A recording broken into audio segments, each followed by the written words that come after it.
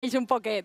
Nosaltres anem ara fins a Alacant perquè el seu castell de Santa Bàrbara rep centenars de visitants tots els dies. La qüestió és que no tots poden disfrutar del privilegi de conèixer qui habitava aquesta fortalesa en els segles passats. Nosaltres sí, eh? De fet, Maria Joc, crec que estàs molt ben acompanyada. A veure, amb qui estàs? Olga, pues estiguent en un castell, no podia faltar la princesa. Yo tengo el honor de estar en compañía de la princesa Cántara. Buena vesprada. Buenas tardes, bienvenidos al castillo donde regenta y gobierna mi padre. Vos he de dir, per als que no la coneguen, la princesa Cántara és la protagonista de la llegenda escrita més antiga que tenim en Alacant. I la princesa Cántara, dic jo que té un príncep blau, ¿no? Sí, por supuesto, se llama Ali. Y estoy muy enamorada de él. Ai, com no, no esperava menys. I escolta, la princesa ya estará en edad de casar. Sí. Bueno, mi padre, que es muy buen hombre, quiso casarme con un rico comerciante. O sea, que Ali té un contrincant. Tenim Ali, un enamorat i un negociant, un comerciant.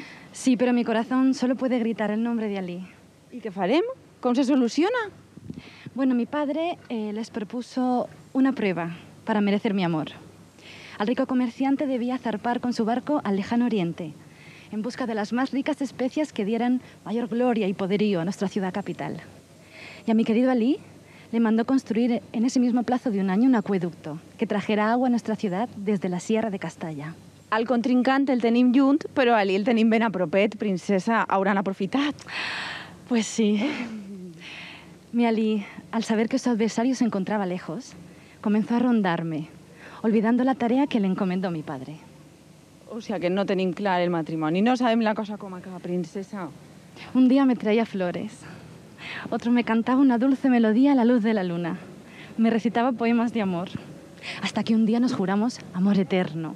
I clar, amb la dolçor en la que parla la princesa Cántara, el nostre Ali es va despistar i ja no podem contar el final de la llegenda.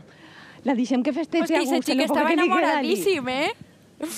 I ella, la princesa Cántara, enamoradíssima, Olga, I ella però també. el final de la llegenda, que és tràgic, com tots els amants, Ai. per a conèixer-lo han de reservar visita guiada, com hem fet nosaltres. N'hi ha de dimarts a dissabte, gràcies a aquesta tour, a les 8 i a les 10. I gràcies a aquestes visites es poden visitar llocs que no estan oberts al públic com este al que estem accedint. És un aljub del segle XVI. Té una capacitat per a 1 milió de litres, però mai va arribar a plenar-se. En total, en tota la fortalesa del castell n'hi havia 6, el que parla de la necessitat d'aigua que ha tingut històricament aquesta ciutat i que contava també la llegenda, per cert, que el príncep Ali i la princesa Cántara acaben donant lloc al nom de la ciutat, Ali Cántara.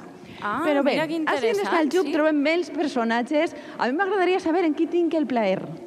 Pues soy Tomás de España y siempre es agradable tener compañía en mis paseos por el castillo, que son muy frecuentes. Ai, I Tomàs mira que d'Espanya hem de Maria dir medalleta per a la periodista, que és el primer alcalde democràtic de la ciutat d'Alacant en el segle XIX. Sí, es algo de lo que me enorgullezco. Del año 1868 fui elegido primer alcalde democrático después de momentos de lucha en el que nos tocó pasar alguna temporada aquí en este lugar, pero no de visita, sino como preso, por defender algunas ideas liberales que en esos momentos no eran compartidas por el poder. Ai, quina Tenim història, castells, per favor. tenim reis i tenim presos, n'hi ha de tot.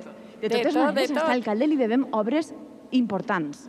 Sí, hay una obra muy importante de la que me enorgullezco todavía más si cabe que ser el primer alcalde democrático, y es la unión nada menos por ferrocarril que de Alicante con Madrid, que en aquellos tiempos fue el primer unión de Alicante con Madrid, la primera ferrocarril que unió Madrid con el Mediterráneo, con lo que le dimos playa a la capital. Sí, fuimos la playa de Madrid. Muchas cosas le debemos a Tomàs d'Espanya, un dels personatges que van passar per este castell i als quals podem conèixer gràcies a aquestes visites teatralitzades. En són molts més personatges i molts segles d'història que té este castell de Santa Bàrbara. Aprofiten l'ocasió que tenim fins al 8 de setembre.